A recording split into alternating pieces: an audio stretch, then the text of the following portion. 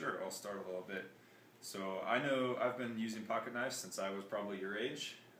I started in Boy Scouts when I was about 5 or 6 years old, and as part of Cub Scouts and Boy Scouts, and then been hunting and fishing and backpacking and camping with my dad all throughout my whole life.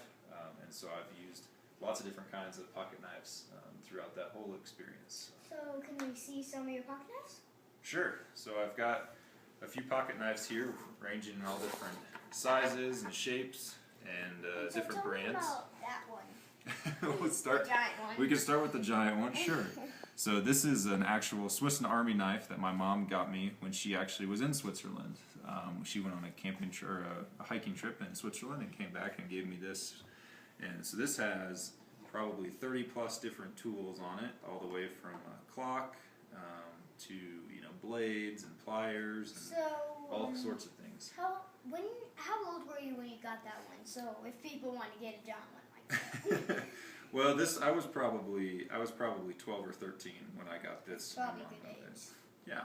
So like if there's like 6-year-old with a giant blade, might not turn out so well. Yeah. Well, I think the key is, and this is one of the things that I know you wanted to talk about. The key with anything in handling knives or sharp objects at all is safety.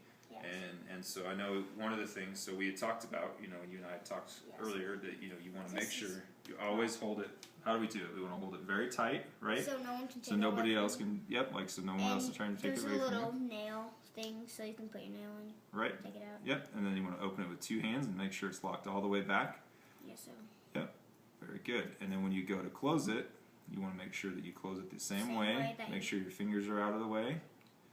And that it's locked all the way and back into place so that the blade is completely closed and nobody could get hurt when you're passing. Make sure that like any other tool, that it's working properly before you use it. And you don't want to put water on it, that will rust it. But what you should use is.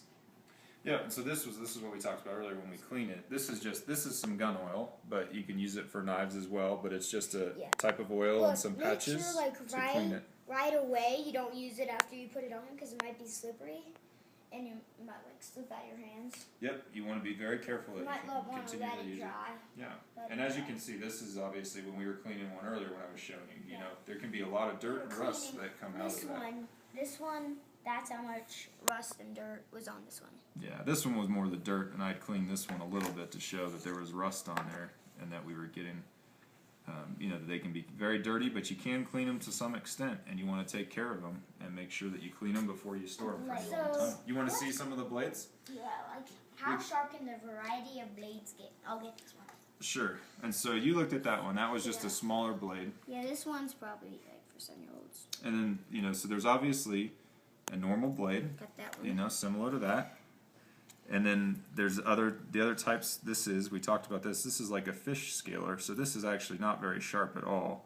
Yeah, that's but it's kind of serrated in nature. to take all the scales off, and descaler. so it doesn't cut you. Right. Fish. And then, to get to this one if I can. This one is actually like a saw. Yeah, and so that would be for wood if you were trying to saw a small piece of wood or something off like that. And then most of them have as well a scissors like that where you could use it. And then some of the other tools commonly found on there may be like a can opener and then a leather punch. All right. Well, thank you, Drew, for coming over and talking with me. And I hope that you and your classmates have learned something today and enjoy your new pocket knife. Okay, thanks.